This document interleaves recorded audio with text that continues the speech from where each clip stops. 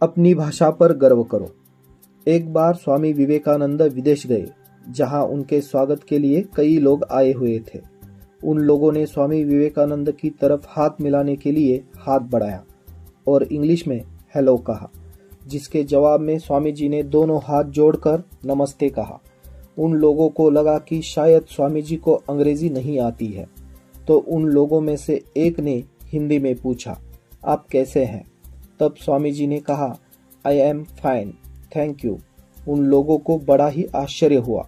उन्होंने स्वामी जी से पूछा कि जब हमने आपसे इंग्लिश में बात की तो आपने हिंदी में उत्तर दिया, और जब हमने हिंदी में पूछा तो आपने इंग्लिश में कहा, इसका क्या कारण है? तब स्वामी जी ने कहा, जब आप अपनी माँ का सम्मान कर रहे थे तब मैं अपनी माँ का सम्मान कर रहा था, और जब आपने मेरी माँ का सम्मान किया तब मैंने आपकी माँ का सम्मान किया।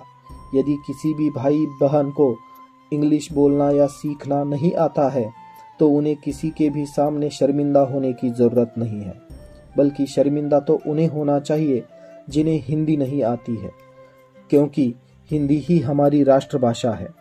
हमें तो इस बात पर गर्व होना चाहिए कि हमें हिंदी आती है। क्या आपने किसी देश को देखा है जहां सरकारी काम उनकी राष्ट्रभाषा को छोड़कर किसी अन्य भाषा या इंग्लिश में होता हो?